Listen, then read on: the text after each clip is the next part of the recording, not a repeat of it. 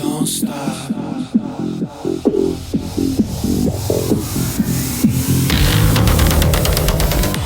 Hi, thanks for joining me on the Everything and Anything in a Bit Day podcast. I just got back from a trip in New York, and you may have heard this in my other intro because I'm kind of doing all my intros today for some upcoming podcast, which is why if you're watching this on video, you'll see I had the same sweater on and everything looks the same because I'm just trying to do like 10 intros today because it's my first day back from being back from travel, the insane travel that I've been doing, and a Christmas travel to see family in New York. And we go to Maine tomorrow for New Year's for 3 nights at this beautiful hotel up in Maine and doing massages and facials and all that great stuff. And I would like to stay home and do nothing. But when I do stay home, I'm never not doing anything. I'm always doing something. There's a billion things to do around this house. But the reason I brought up my travel is because I was on the Acela coming from New York City to Boston to come home. And I had these first class upgrade vouchers that I got from Amtrak because I've taken Amtrak so many times this year from Boston to New York, and I got status. I got status on Amtrak. And they gave me like 4 first class upgrade vouchers. And if you haven't taken Amtrak first class on the Acela, I have to say it's like not anything fantastic. I would never pay. I've paid for it a few times, and I would never pay for it again. Like regular Acela seats, business class seats, I guess is what they are. Those are just fine. The only difference in first class is that they give you a meal, which is not that great, to be honest. And you kind of get free waters, and you get like it's like having an airline stewardess kind of bring you food and water and stuff. But I don't think it's worth the extra couple of $100 one way just to get it. I had these free vouchers, so I used them. But we leave Penn Station. We are maybe 10 minutes outside of New York. Maybe we just left the Queens area, and the train kind of stops. And we're sitting there, and they're serving us breakfast because we got an early morning train, so we would get back and not spend waste a whole day, half a morning laying in the hotel in New York City, and then 3.5, 4 hours on the train, and then get home. And we wanted to get home by like noon. That was our goal. But the train stopped. We're sitting there.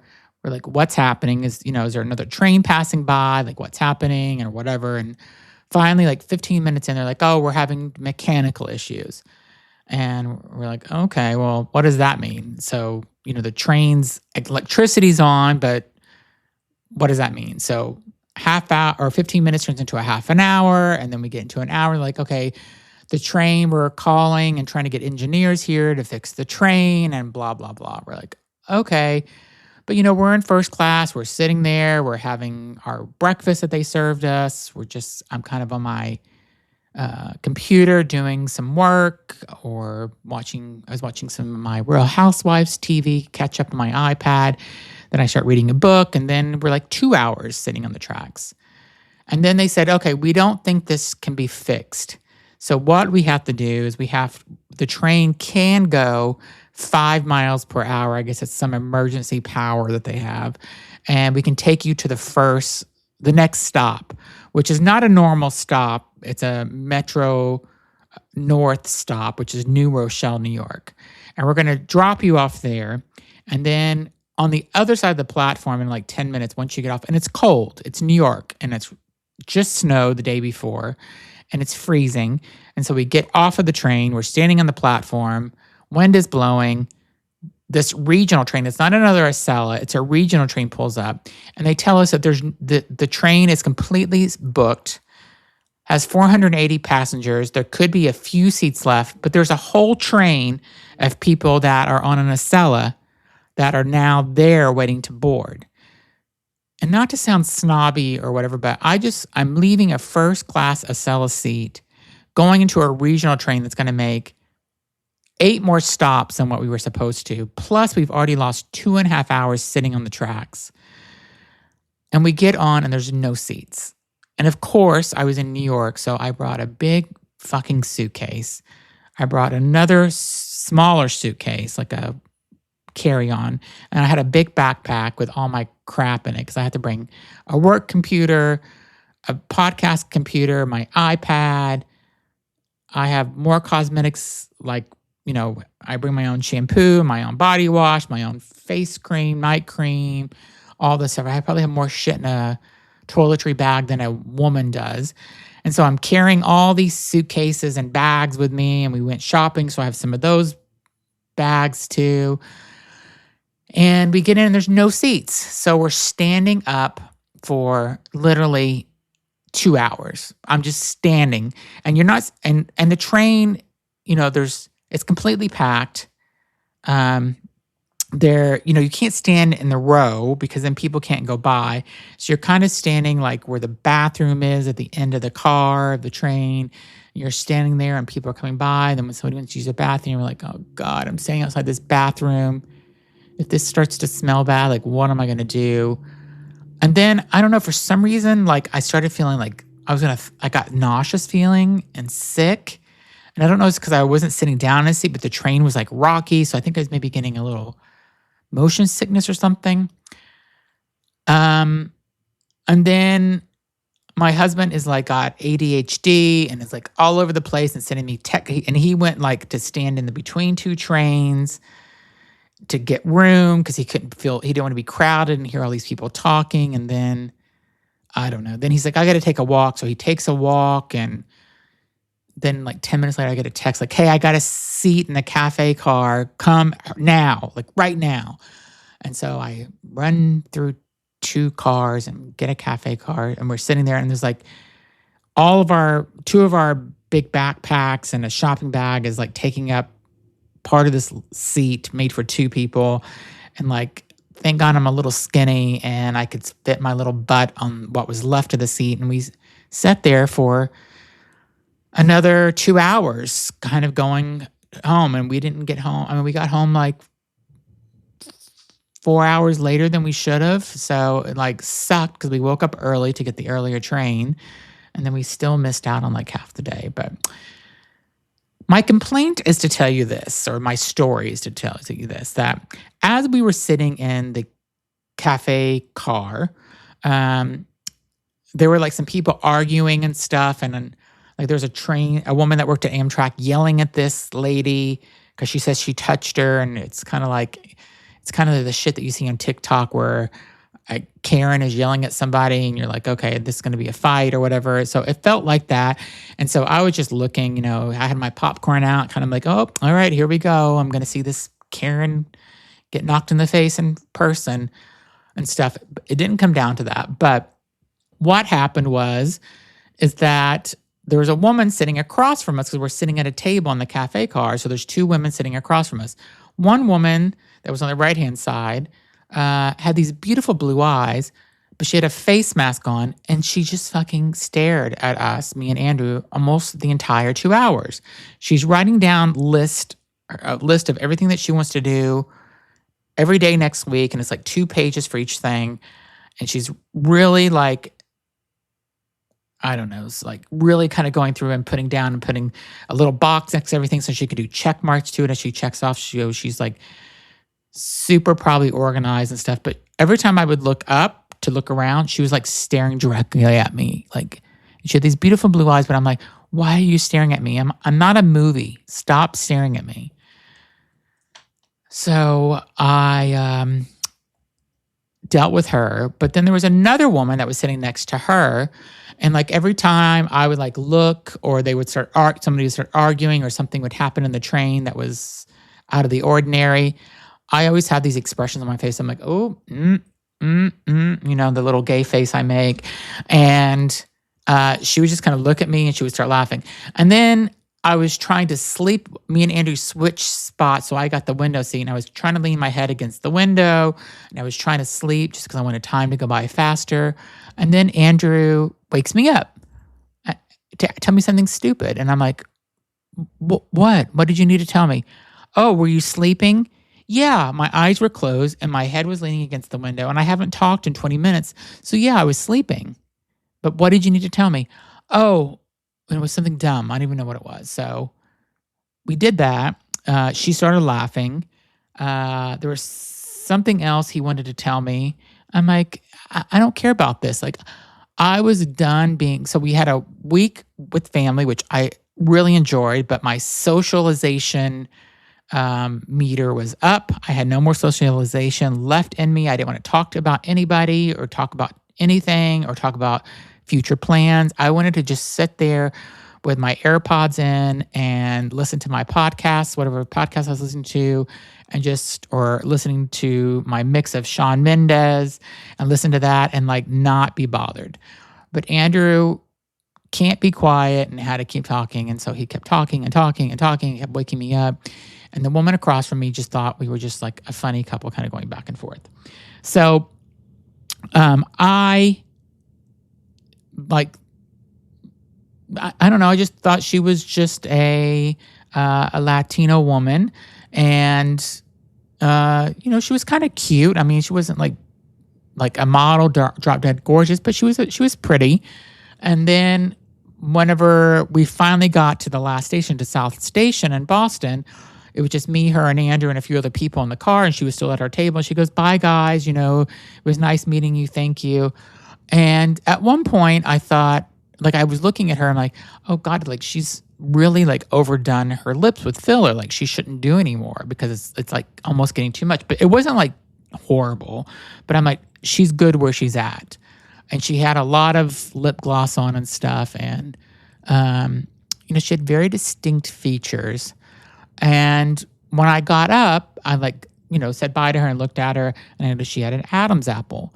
And so I'm like, okay, I don't know. I didn't even really think about it. I just like looked and glanced at it. And I was like, whatever. Like, I don't know. I didn't even care or think about it or I don't know. It was just it didn't matter to me, I guess. And so when we were leaving, Andrew, we're standing there like right before we get to the station. We're standing like by the door with our bags ready for the train to pull up to the station. Andrew goes, "Did you notice the woman sitting across from us was a transgender woman?" I said, "I did." He goes, "Yeah, so did I." He goes, "I wasn't sure at first, but," he goes, "it didn't really matter."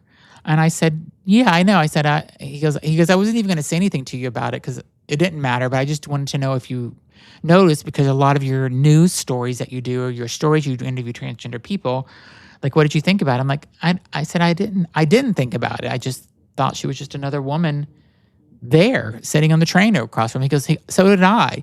He goes, "Don't you think that's like real growth?" I'm like, I guess so. Yeah. I mean, it isn't like I ever hated transgender people. I guess I just would have my curiosity would have made me look at her a little more, or want to not stare at her, but just really take her in. And I didn't feel the need to do that because I'm just like, she's another woman. So I don't know. It just felt like growth to me. And and this show is the reason why. And he said that. He goes, "Your podcast," even though he doesn't listen to it all the time, but he goes, "The stories you tell me about your podcast and the people that you interview and those type of things, he goes, I think that's really made us grow." And I just love it that, there's this woman, whether she's transgender or not, she's there, and who cares? She's just a woman to us now. She's not a transgender one. She's a woman. She's living her authentic self. And I love that we have grown like that. And, I've interviewed a lot of transgender women over the past 2 years of doing my podcast. And several have said that gay men can actually be kind of not kind to them when they're out and stuff. And I don't know why. So I'm hoping to make a difference in that. I want to make sure that transgender people, not just transgender women, men and women, all feel welcomed and feel part of the LGBTQ plus community. So that's going to be something I'm going to help work on in the coming year. But let me get into who my guest is today. Her name is Kimberley, and she has a story about reinvention and patience and realism. She started off with an MBA in finance and a background in a legal field, and her full-time career was kind of a financial analyst. And she made the decision later in life to kind of return to her original passion, which is acting.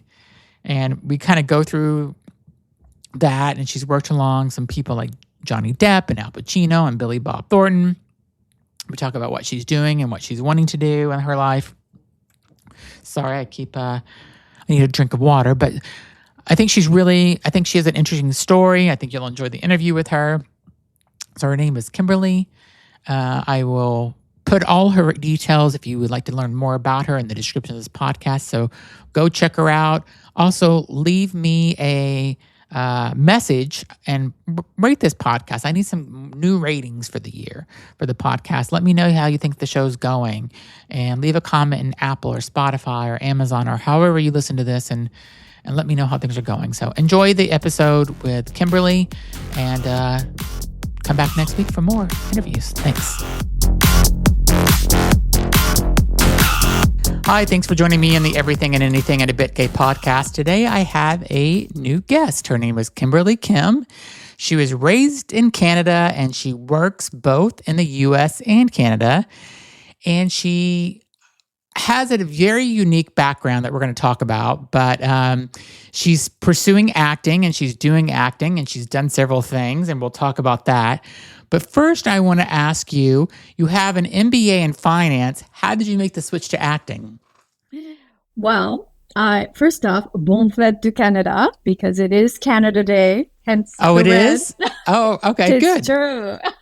So that's a great day, right? Yeah. And I had, as a kid, always loved the acting portion. I did it in high school, and then I did a little bit as a teenager in Canada. We actually had, if you remember, 21 Jump Street. Yes, I do remember that. Yes, was filmed in Vancouver. Okay. And I would often do background work on that. And so that was kind of my introduction, and theater, et cetera, et cetera. And then I came down to the U.S., and I was actually never planning on living here, but I met my ex-husband and ended up staying. So that turned my trip into the U.S. as a permanent one. Cool. So I then went on to do a little bit of acting at a younger age. But, I was married, and I then had a child, and started that life. And I had originally worked in the legal field. I have undergrad in paralegal studies. So I was doing that, but then parlayed that work as I had been doing in academia, because I worked at a law school, and transferred that into finance. And then I went on to then earn my MBA whilst working. Okay. So that's how that came to be. And it's actually then served me well as I've gotten older and my son is grown. So I decided I want to get back into my passion, and that was acting. So yeah. Awesome. So you've done several things. Talk about some of you've done things from series or streaming, and you've done TV, you've done some movies, you've done some commercials. Which one? Talk about some of those that you've done, and what do you like the most? Oh, well, I definitely love, feature film is always the funnest because it's the most creative, and it's a slower pace. So you can take your time with the character, et cetera, et cetera. And usually it's a little more varied. My fun thing was I had a small part in Johnny Depp's movie Modi. Oh.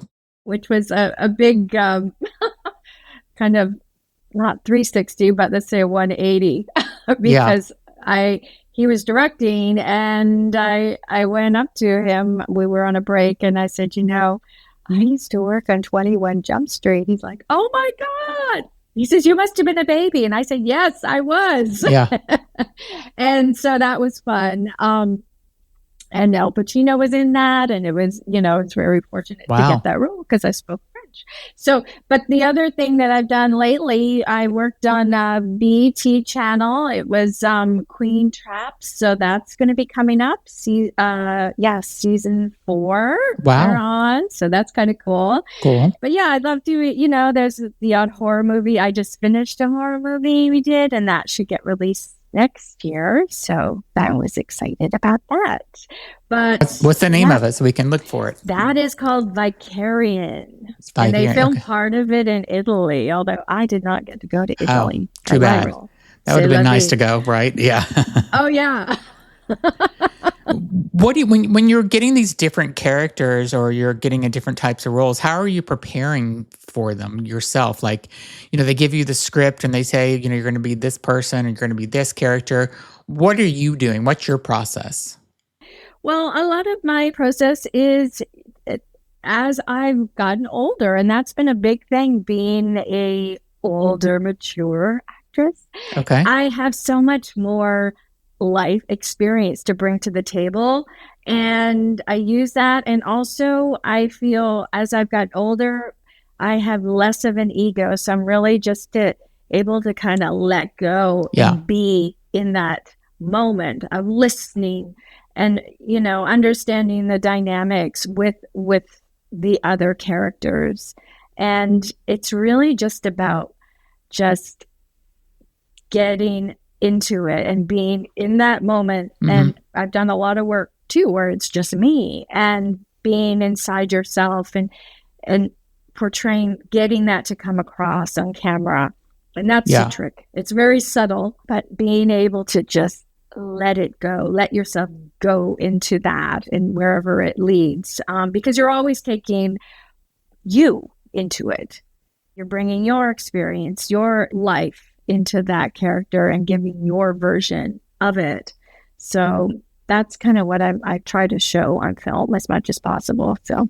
And have you ever thought about doing anything like on stage, or I know that's a completely different way, like, or is that something you're interested in, or you have done or thought about doing? Well, I did it when I was young and it was lots of fun, but especially living in LA, the theater scene is a very different world, and it requires, as with many things, a lot of time commitment. And one thing about being an actor and also a finance analyst at the same time, it's a time juggle, and theater takes up a lot of time and commitment.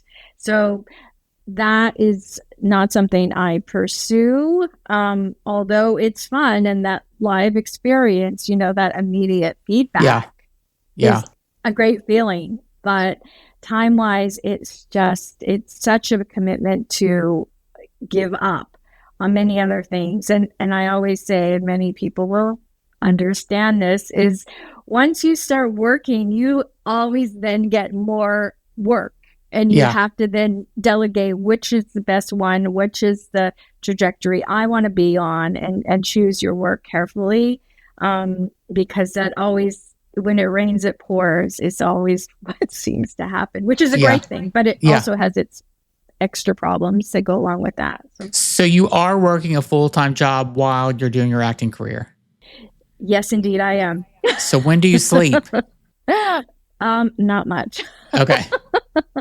But I'm very good at micromanaging myself, and also being very flexible and really delegating time and making sure, for my work, all my deadlines are met, and I'm always on top of things. So good. Yes. So I know you said you like the movies piece of it, but let's say you got asked to do a kind of a full-time series. Would you want, that's kind of like with the residuals and everything like that. Is that something that you would like to have happen possibly? I have often thought about that in my head and how I would approach it. Yeah. Yeah, it's a tough one. Of course, yes, I would always welcome that, and I would probably go for it, because I feel like, I've worked as a finance analyst for like 20 years, so I've put in a lot of time in that, and sometimes you do have to take that chance Yeah. even though it's a tough one. Yeah. But yeah, I would probably just go for it. I think that's what I would do. But I would Yeah. definitely have to weigh a lot of the pros and cons. Yeah. Because you wouldn't be able to work your full-time Yeah, job anymore, right? After no, that. Yeah. you certainly would not. No. So there's a lot to weigh. And, I really admire people that are full-time actors. And I know a lot of them. And I commend them for that because you just never know where your next job is Yeah. coming from. Yeah. And that's the life, Yeah. I just So, interviewed Cheyenne Jackson, and he's a big actor, yeah. and he was just saying that this was the first year that I guess you have to act so many hours or something to get your health insurance. Your health insurance. Yes, with Stark, yeah. And so he had to end up going and like getting a small part he normally wouldn't have taken just to make sure he just had to get those hours in, I guess, or whatever. So it's interesting. It is. Yeah, no, that is a thing. And those are really important things to weigh. And also, when you do work, you make a chunk of money and you want to be able, the finance side of me is like invest wisely. Yeah. Make smart decisions, make the money last. Yeah. Because you don't know when that next job is coming. Yeah, exactly. So, yeah. And what would you tell people? Because it seems, just from hearing about all these people going in, for auditions and stuff, you have to be able to accept rejection. So kind of what is the way that you kind of approach that, where you're thinking like, okay, I'm not going to get this, but I'm going to try. And then whenever you find out you didn't get it, do you dwell on it, or you just kind of going to let it roll off and go to the next thing? Yeah, I literally will forget about the audition after I do it. It's in your head, and then once it's done, it's gone. And it's like I feel like every day is like a nice surprise looking at your emails, your texts, I just kind of let it go. I really don't think about it because I think my record right now is like 10 auditions in one day. And I have a home studio, so I just plow them out. And that's the attitude you have to have. I mean, auditioning is a lot of the work, prepping and getting the character and learning everything. So you've done 10 in one day. I have. Wow, that's crazy. I laser focus. Yeah. So like mental health also, just like how are you kind of maintaining your mental health when you're going through like 10 auditions in one day? Are you taking time for yourself? Yeah, I do, because I feel like it's actually kind of like building a muscle. And I've heard a lot like Meryl Streep and Jessica Lange talk about this acting muscle. Mm-hmm. And it is a muscle because you learn to be very focused on what you need to do to be this actor. Mm-hmm. And you need to be able to find that energy in yourself to get things done that need to be done, learn the lines, find how your brain works to accomplish these goals, and let them go. So like I will do all this stuff, but then, in 10 minutes I'll be asleep. So it's like in and out kind of thing. And you really don't worry about other people's opinions. And that doesn't really bother me. And I think, and that's an age thing too. It's a learned thing. I mean, I was not always like that.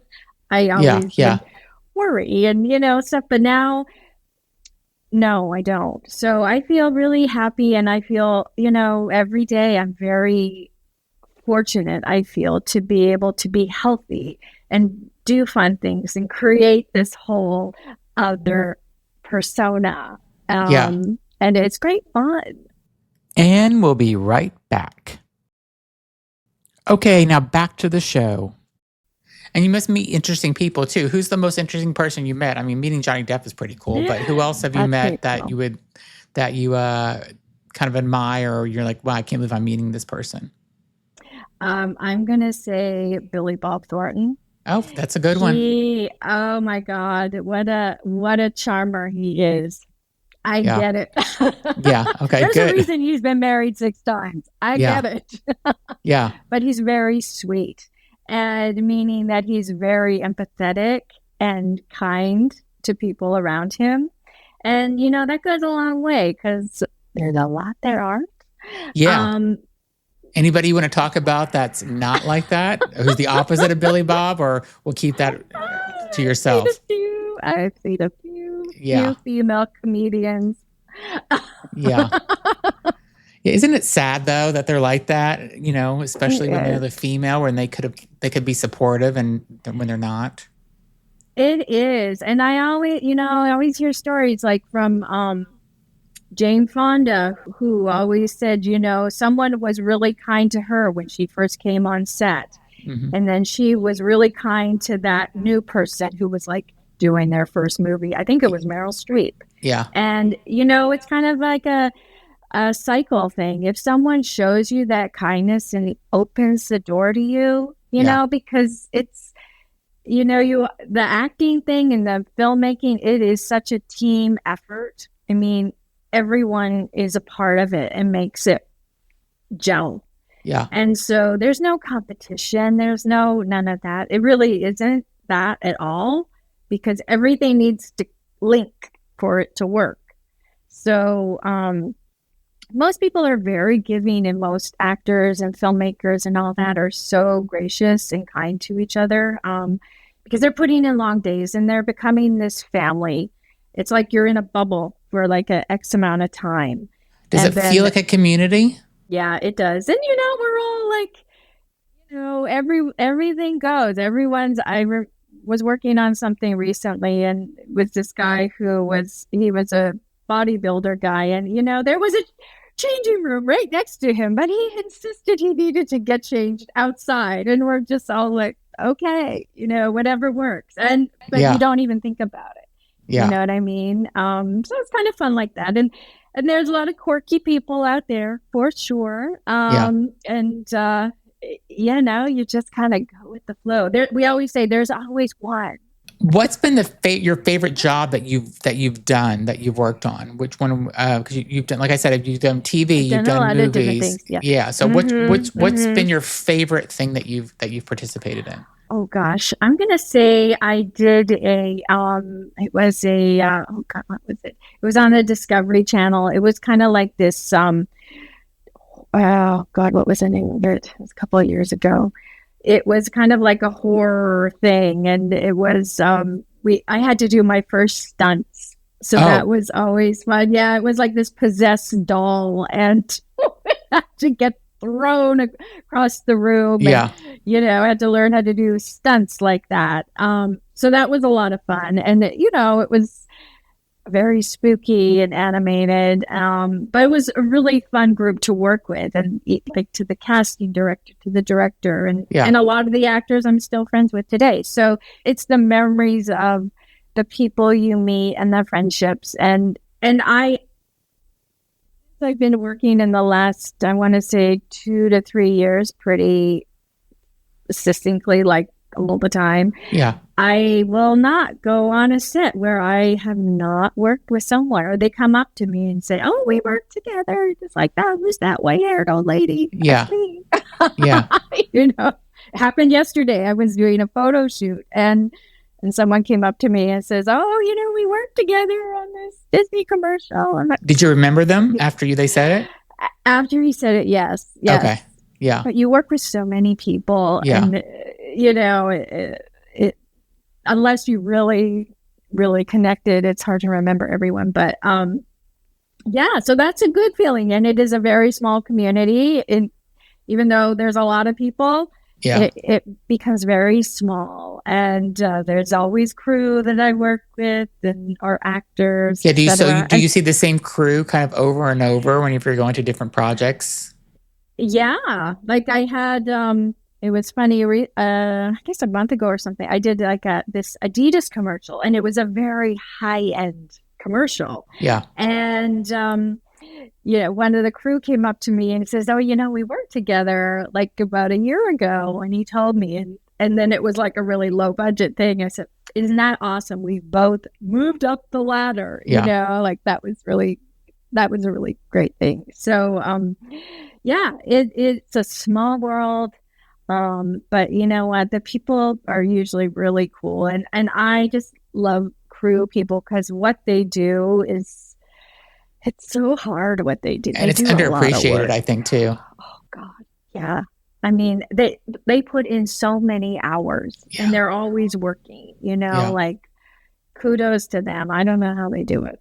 I have two questions for you. One is, who would you want, if you could pick two people, a man and a woman that you could work with, who would they be? Any two people. And then my second question is what's the ultimate dream project? Well, okay. So I'm going to say Christopher Walken. I would love to be on set that's with a good him. one. Oh, yeah. And then I think good old Meryl. I would love to be on something that she's worked on. And I haven't had that chance yet, but I'm working on it. And then for a project I would love to work on, I think it would be like a real dramatic feature where there would be a lot of soul-searching thriller type stuff, because I love that kind of journey that you watch on a movie, watch the actor go through, and a real kind of intelligent kind of thinking movie where, it's like, it's clever. I think that would be a lot of fun for me. So awesome. If people want to get in touch with you or find out more about you, how can they do that? Well, they can do it a lot of ways. I have an agent. It's CA Talent, and Christina is my agent. And then I also have another agent, MJB Talent, in Myron. He's my agent there. Okay. So those would be the best ones. And then I'm on my website at KimberleyKim.com. And we're all on Actors Access and Backstage and all that fun stuff. So yes, we are everywhere, or I'm everywhere, as a lot of actors are everywhere too. So great. Yeah. So I will put this in the description of the podcast. So if anybody's interested in reaching out or to learn more about you, they can go to your website. I'll put it in the description of the podcast or the YouTube video, whatever you're watching.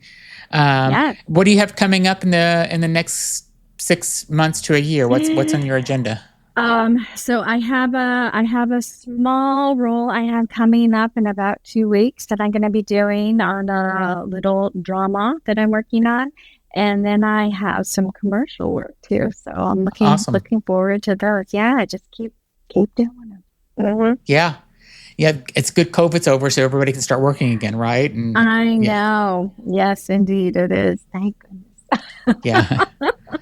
Well, it was great meeting you and talking with you. Thank you so much for being on. And I hope to see you in a major motion picture soon with Meryl and Christopher Watkins. That would be kind of amazing. So, and when that happens, you got to come back on. I will give you all the good gossip. Yeah. Or when you win the Oscar, you got to come back on. Yes, whenever you win the Oscar. I shall do that. Okay. Well, I appreciate your time and thank you for having me. Yeah, thanks everybody. Be sure to subscribe to the podcast, leave a message, and let us know what you think about the interview with Kimberly. So thanks everybody for listening. Thank you.